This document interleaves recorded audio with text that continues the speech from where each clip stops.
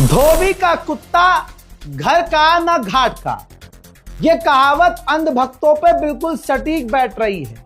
बैठ तो उनके फाफा पे भी सही रही है, लेकिन अंधभक्तों पे ज्यादा। क्योंकि दोस्तों, मोदी जी ने तेल के दबाव में, गैस के दबाव में ऐसी पलटी मारी है कि अंधभक्त भी अब कंफ्यूज हो गए हैं कि अब करें तो क्या करें। दोस्तों, पूरे 12 दिन की लड़ाई के बाद मोदी जी का पहला ट्वीट आता है और मोदी जी तब ईरान से बात करते हैं, ईरान के राष्ट्रपति पेजेश्कियान से, जब यह लड़ाई चरम सीमा पर है और स्ट्रेट ऑफ हॉर्मूज को ईरान ने बंद कर दिया है, जिससे कोई भी टैंकर नहीं निकल पा रहा है चीन के अलावा। तो जब भारत में एलपीजी, दूसरी गैस और क्रूड ऑयल की कमी हुई, तो तब जाकर मोदी जी को एहसास हुआ कि भाई ईरान के अंदर जो इंफ्रास्ट्रक्चर पर नुकसान हो रहा है, आम लोग जो मारे जा रहे हैं और वो जो बच्चियां मारी गई हैं, ये बड़े तो दुख की बात है। तो दोस्तों, दुख वुख कुछ नहीं, ये प्रेशर बना, राहुल गांधी का प्रेशर काम किया। पूरी दुनिया थूक रही थी कि भाई साहब, मोदी की विदेश नीति क्या है। अपने दोस्तों के साथ बुरे वक्त में खड़े नहीं होते, दोस्तों को बुलाते हैं, एक्सरसाइज करके जब वो वापस जा रहे होते हैं, उन्हीं के घर के करीब दुश्मन उनको मार देता है, 100 से ज्यादा नेवल ऑफिसर्स को मार देता है, और जो जहां से अभी जा रहे थे वो भारत आलोचना तक नहीं करता। लेकिन मोदी जी का एजेंडा कुछ और रहा होगा कि किसी पार्टी और खास धर्म के लोगों को खुश करना रहा होगा उनका एजेंडा। अब ऐसे में जब उन्होंने देखा कि अरे यार, मोदी जी ने ट्वीट भी नहीं किया, तो बड़े खुश हुए। अब चाहे गुड़गांव की कोई कुतिया हो या दिल्ली का कोई जानवर, तमाम जहरीले लोग मोदी जी कर रहे थे और खामनाई की मौत का मजाक उड़ा रहे थे। अब दोस्तों, इनको लग रहा था कि मोदी जी तो बिल्कुल पक्के हैं, आलोचना करेंगे ही नहीं, ईरान से बात भी नहीं करेंगे, हमने तो लेजर आई वाला विदेश मंत्री पाला है। पता क्या चला कि जैसे ही ईरान ने जरा सी गर्दन दबाई स्ट्रेट ऑफ हॉर्मूज की, सबसे पहले तड़पते हुए मोदी जी का ट्वीट पहुंच जाता है। बल्कि ट्वीट बाद में किया, मोदी जी पहले पेजेश्कियान से बात कर चुके, और इतनी हिम्मत भी नहीं हुई उनके ट्वीट में पढ़ लेना कि स्ट्रेट ऑफ हॉर्मूज में भारत को सुरक्षा अगर मांगी हो। मोदी जी ने सुरक्षा मांगी ही नहीं। अब अगर मोदी जी का अगर सही रहता रवैया और बुरे वक्त में ईरान के साथ खड़ा रहता, तो भाई जो आज किया है बस वो पहले ही करना था। जो आज बात करी है, आप पहले बात कर लेते तो ईरान का रुख शायद कुछ और होता।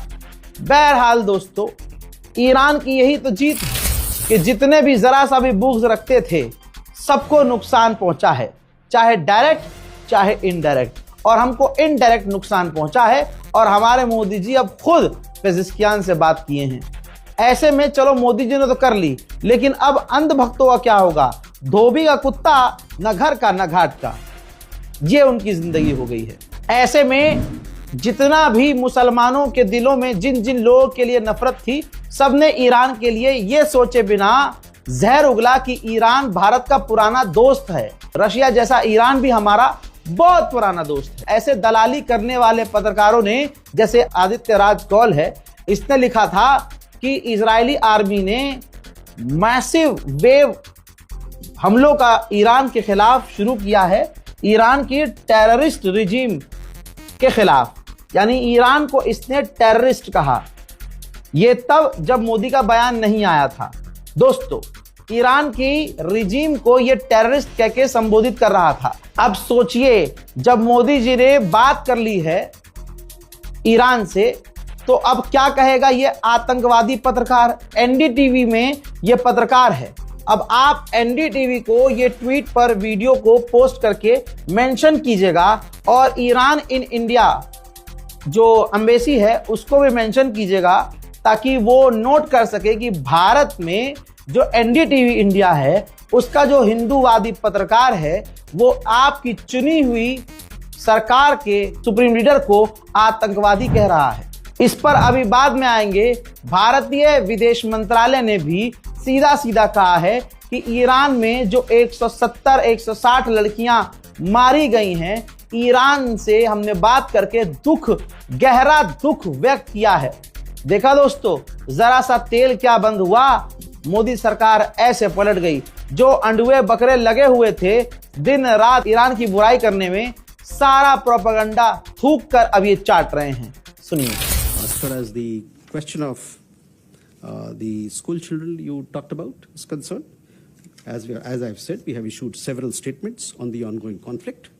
We have underlined the need for prioritizing the safety of all civilians. We regret the precious lives lost, and express our grief in that regard. अब आते हैं आदित्य राज कौल पर। दोस्तों, इसका ये ट्वीट आप देख लीजिए, जिसमें इसने ईरान को टेररिस्ट रिजीम कहा था। अब इसकी दूसरी तस्वीर देखिए, जो यहूदी है, हाँ हो या ना हो, लेकिन इजराइल का इतना कट्टर सपोर्टर था और है कि ये जब इजराइल गया तो उनकी जो धार्मिक स्थल है वॉल, ये वहां गया इजरायली टोपी लगाकर। अब सोचिए, ये मुसलमानों से इतनी नफरत करता है कि मुसलमानों के खिलाफ जाकर ये इजराइल में जो इजरायली खुद मुसलमानी करवाते हैं, और अगर इतिहास देखा जाए तो मुसलमानों से ही उसका यहूदियों का लिंक है। ठीक है, यहूदा जो है इसकी नस्ल है।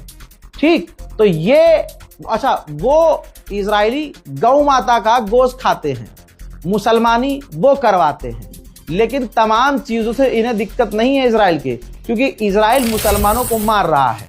गवर्नमेंट और इंडिया को यह सोचना चाहिए कि आदित्य राज कौल 100% ऐसा ना निकले कि यह मोसाद का एजेंट हो, जो इंडिया में रहकर, जी हां, जो इजराइल का इतना करीबी है और इतने हाई लेवल का पत्रकार है, और इजराइल ये जाकर उसकी सेंसिटिव धार्मिक जगहों पर जाकर वापस आया है। कहीं ऐसा तो नहीं कि ये इजराइल के मोसाद का एजेंट हो। अब आप सोचिए, इसने ईरान को आतंकवादी देश कहा। वहीं इसी के ट्वीट के साथ दूसरा ट्वीट गवर्नमेंट का दिखा रहा हूं, जिसमें हमारी गवर्नमेंट ने 3 मिनिस्टर बनाए हैं कमेटी में, अमित शाह, हरदीप सिंह पुरी और जयशंकर, जो ईरान से बात करेंगे। न्यूज 18 और CNN ने कंफर्म किया है कि ये भारत के 3 दिग्गज नेता ईरान से ये तेल के रास्ते के क्लियरेंस के लिए और अपडेट पर बात करेंगे। यानी आदित्य के हिसाब से टेररिस्ट ऑर्गेनाइजेशन और जो टेररिस्ट रिजीम है उससे मोदी सरकार बात कर रही है। तो या तो क्लियर है कि ईरान टेररिस्ट नहीं है, ठीक, या फिर यह कहा जाएगा कि ईरान टेररिस्ट स्टेट से इंडियन गवर्नमेंट अब बात कर रही है। आदित्य राज कौल जैसे बहुत सारे हिंदू हैं जिन्होंने खुशी खुशी में जोश जोश में ईरान के खिलाफ जहर उगला और सोचा मोदी सरकार उनके साथ है, लेकिन एंड मूवमेंट पर मोदी सरकार पलट गई और अब अंधभक्त नंगे हो गए। अब ना ये घर के हैं ना घाट के हैं। मेरे दोस्तों, इस समाज की असलियत आप ये देखिए, घर में सिलेंडर नहीं है, घर में खाना नहीं है, जेब में पैसा नहीं है, हाथ में नौकरी नहीं है, माँ बाप का पेट ये पाल नहीं सकते, बीवी अगर आ भी गई है तो उसको संभाल नहीं सकते। पूरी दुनिया, खुद अमेरिकन डोनाल्ड ट्रंप का विरोध कर रहे हैं। अमेरिका के लोग सड़कों पर उतरकर डोनाल्ड ट्रंप के खिलाफ प्रदर्शन कर रहे हैं। अमेरिकी गवर्नमेंट और ऑफिशियल ने माना है कि हाँ, उनके हाथों से ईरान की छोटी छोटी बच्चियों का कत्ल हो गया है। यहां आप देखिए, यहां हरिओम उत्तर प्रदेश का डोनाल्ड ट्रंप के पोस्ट पर जाकर लिखता है, सर अगर आप ऐलान कर दें कि बजरंग दल और आरएसएस और जो सनातनी है इंडिया से, उनको हम बुला रहे हैं हमारी कंट्री को बचाने के लिए, तो ईरान को पलक झपकने से पहले खत्म कर दिया जाएगा। जय श्री राम। हजरात, ये है 2014 के बाद वाले हिंदुओं की असलियत। ये 2014 के बाद वाले हिंदू है। अब सोचिए, जिसने बच्चियों का नरसंहार किया और उसकी गवर्नमेंट अब उसके खिलाफ बातें कर रही है। अमेरिका के खुद लोग अमेरिका और इजराइल के गवर्नमेंट के खिलाफ हैं, जिनको दुनिया छोड़ रही है। सिर्फ उत्तर प्रदेश का हरिओम उस आदमी को सपोर्ट कर रहा है जिसने बच्चियों का नरसंहार किया। क्यों? यहाँ हिंदूवादियों रैली में आप सुनते हैं ना, मुसलमानों को मिटाओ, मुल्लों को भगाओ, काट दो, छाट दो, पीट दो। तो ये मेंटालिटी इसकी इजराइल से मैच कर रही है। इसलिए इसने कह दिया कि ईरान को इजराइल खत्म नहीं कर पा रहा है, अमेरिका की हालत खराब है और गणचट्टे कह रहे हैं कि ईरान को पलक झपकने से पहले आरएसएस और हिंदू रक्षा दल के लोग खत्म कर देंगे। बताइए, औरत छेड़ते हैं ये लोग, लड़कियां छेड़ते हैं अपने ही कौम की। एक ग्रुप है ना हिंदूवादी जो बनता है, और फिर पुलिस को ही बदनाम करते हैं कि भाई इन्होंने हमें मारा पीटा।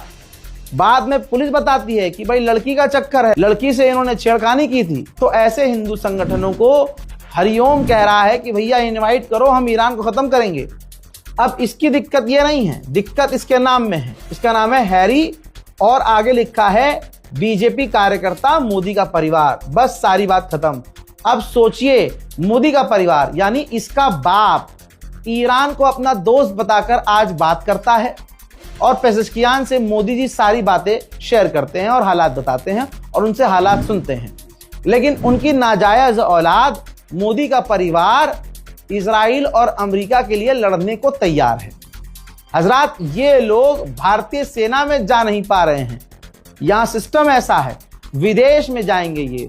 अरे जो होली पे गंदे गंदे काम करते हैं महिला, तौबा तौबा, महिलाओं की किस तरह की वीडियो आई है वो तो हमने कवर की नहीं, लेकिन जो खबरों में आया आपने देखा होगा। सोचिए, ये जब अमेरिका जाएंगे, जब कोई विदेशी लड़की यहां आती है तो भाई इनकी मुंह से लार टपकती है। ये इजराइल के लिए जाएंगे, अमेरिका के लिए जाएंगे लड़ने के लिए ईरान से। इनके हाथ में AK-47 दोगे और इनके साथ कोई महिला सैनिक होगी, ये बस उसको देखते रहेंगे और सर में गोली खा लेंगे। इनकी औकात बस इतनी है। सच्चाई ये है कि धोबी का कुत्ता अब घर का ना घाट का है। मोदी जी के जितने अंधभक्त थे उनको तगड़ा झटका लगा है। उनको आज 4 चम्मच एक्स्ट्रा गू खाना पड़ेगा। हो सकता है अपनी ही टट्टी चाटनी पड़ जाए दिमाग को शांत करने के लिए कि फाफा ने इनका साथ छोड़ दिया। यहां पर जब पूरा देश खतरे में पड़ा तब मोदी जी ने सोचा कि भाई फादरलैंड का साथ नहीं देना चाहिए और ट्रम्प से भी अब जो होगा देखा जाएगा, ईरान से बात करके दुख व्यक्त कर देना चाहिए। हालांकि ये काम पहले करना था। ये बात क्लियर करना चाहता हूं कि अभी भी ईरान ने भारत को कोई क्लैरिफिकेशन, कोई अप्रूवल नहीं दिया है कि आपके तेल के टैंकर हमारे स्ट्रेट ऑफ हॉर्मुज से निकल सकते हैं। अभी ऑफिशियल स्टेटमेंट ईरान ने भारत के लिए कुछ नहीं दिया है। इसके अलावा बीती रात ईरान पर लगातार बड़े हमले हुए हैं और अभी भी ईरान पर, तेहरान पर, मशहद में हमले हो रहे हैं। हमलों का कुछ मंजर। ساعت 10 شب 21 اسفند است که با سمت دوپوها رو زده.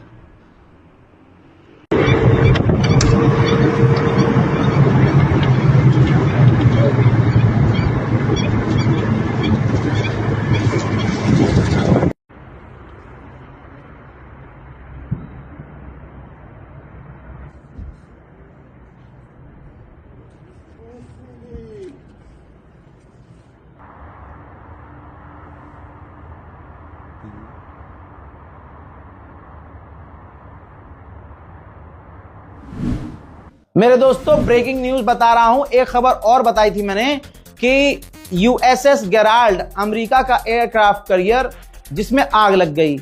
अमेरिका ने यह कहा कि उसमें अपने आप आग लगी थी, एक्सीडेंट हुआ था। ठीक, तो वो USS गेराल्ड इस तरह से बेकार हुआ, डैमेज है। अब आ रही है टैंकर की खबर। कहा जा रहा है कि 2 अमेरिका के टैंकर हिट हुए हैं। अमेरिका ये कह रहा है कि वो फ्रेंडली हिट हुए हैं, आपस में टकरा गए थे। हाँ, खिलौना है ना, तुम खेल रहे थे, टकरा गए थे। बहरहाल कहा जा रहा है कि एक इराक में क्रैश भी हो गया है टैंकर इनका, जो बड़ा वाला जहाज होता है जिसके अंदर, जिसको इस्तेमाल किया जाता है हवा से हवा में ही फाइटर जेट को रिफ्यूल करने के लिए। तो इराक में एक क्रैश हो गया है इनका टैंकर अमेरिका का, जिसमें 6 अमेरिकी एयरफोर्स के लोग थे। ऑब्वियसली वो बचे तो होंगे नहीं, क्योंकि फाइटर जेट होता है तो इजेक्ट कर लेते हैं। जहाज ही फट जाए, क्रैश हो जाए, गिर जाए तो आदमी कैसे बचेगा। दूसरी बात, एक एयरक्राफ्ट कैरियर इन्हीं में से इमरजेंसी लैंड हुआ है इजराइल में। कहा जा रहा है कि वो डैमेज है। उधर मेरे दोस्तों, इंटरनेशनल भिखारी, तस्वीर देख लीजिए, पहुंच गया है पाकिस्तान का प्रधानमंत्री पहुंच गया है सऊदी अरब और बिन सलमान से मुलाकात की है।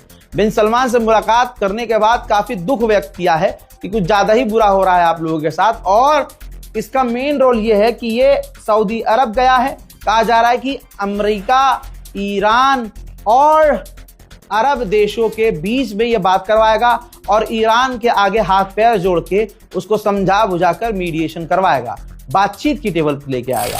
IRGC बहुत खतरनाक खेल रही है।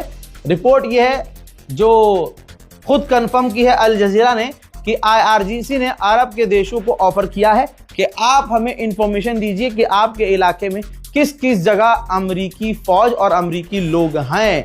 यानी ईरान बहुत खतरनाक खेल रहा है। 5 दिन पहले ख्वाब में ऐलान कर चुका है डोनाल्ड ट्रंप कि हम जीत रहे हैं, लेकिन ईरान चीर रहा है। उधर मेरे दोस्तों ईरान ने बहुत बड़ी बात कही है।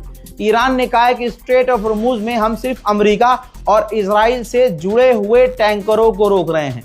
यानी क्लियर है कि अगर परमिशन मिलेगी तो भारत को ही नहीं, जिस भी टैंकर का कनेक्शन अमेरिका और इजराइल से नहीं होगा उनको स्ट्रेट ऑफ हॉर्मुज से ईरान गुजरने देगा। हालांकि अभी भी ये चीज क्लियर नहीं है मेरे दोस्तों। बस अभी मेरे पास जस्ट खबर आई है, जिस टैंकर की मैंने बात बताई जिसमें 6 अमेरिकी सैनिक सवार थे, वो टैंकर जो क्रैश हुआ है, खबर ये आ रही है कि 6 के 6 सैनिक अपनी सही जगह पहुंच गए हैं। हजरात, ईरान ने उधर 43वां हमला, जी हां 43वां हमला किया है शब कद्र में। जी हां 43वां हमला, 43वां वेव ऑफ अटैक, यानी हमलों का एक जत्था, 43वीं बार ऐसा हमला जो अमेरिका और इजराइल के ठिकानों पर था। आपकी स्क्रीन पर दुनिया की तमाम बड़ी कंपनियों के स्टॉक मार्केट का हाल है। सब कुछ लाल नजर आ रहा है। स्टॉक मार्केट पूरी तरह से क्रैश हो रहा है। इसका भी असर सारी दुनिया पर पड़ रहा है। इसी तरह से आपके सामने 2 सैटेलाइट इमेज है, ये यूएई की हैं। यूएई में अमेरिका के जो बेस हैं पूरी तरह से हिट हुए हैं, डैमेज हुए हैं। कहने वाले गुलाबी सुअर पहले ही बोल चुके कि हम तो जीत गए और ईरान के मिसाइल सिस्टम खत्म हुए दोस्तों। हजरात, अंधभक्तों के फादरलैंड और फादरलैंड के फादर पीटे जा रहे हैं। जो खामनाई के मरने पर खुश हो रहे थे, उनकी शहादत पर खुश हो रहे थे, अब वो सारे सुअरों का झुंड यहाँ भारत में सदमे में है और अब ये खुंदक मुसलमानों से निकालेंगे, मुसलमानों की मॉब लिंचिंग करके। वहीं इजराइल का एक और ईरान ने ड्रोन मार गिराया और तस्वीर जारी की है। अंधभक्तों में शोक का माहौल है। अच्छी खासी ईरान की पिटाई हो रही थी। इन अंधभक्तों ने तुरंत नेतन्याहू को तिलक लगा दिया, उसकी पूजा वूजा करने लगे, आरती उतारने लगे। इनकी ऐसी पनौती लगी कि अमेरिका और इजराइल दोनों की लग गई। हज़रात मोहतरम, फ्रांस का मिलिट्री बेस है इराक के अंदर। कहा जा रहा है कि इराक के अंदर ही जो ईरान के समर्थक ग्रुप हैं, उसने फ्रांस के बेस को निशाना बनाया है और पूरी तरह से बेस को उड़ा दिया है। देखिए,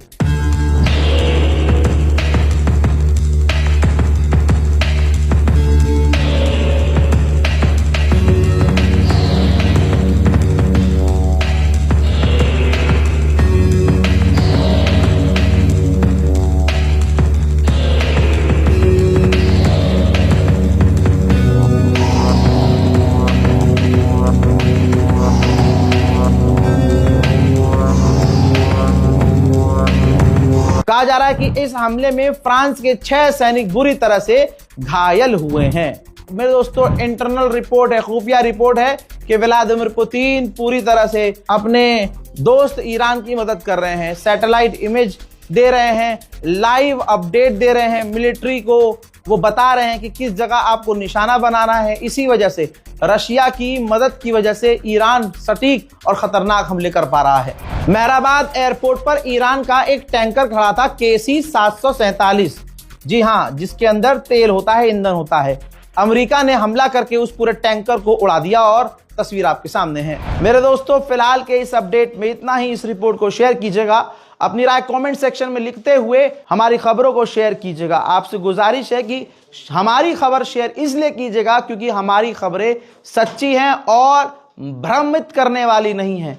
आधे से ज्यादा मुसलमान फर्जी न्यूज शेयर कर रहा है और फर्जी न्यूज देख रहा है। आप लोगों से हाथ जोड़कर गुजारिश है, ये जंग में मुसलमानों की हार होगी अगर मुसलमान गलत खबर सुनेगा और गलत खबर को सुनकर खुश या दुखी होगा। रिपोर्ट शेयर कीजिए। जय हिंद।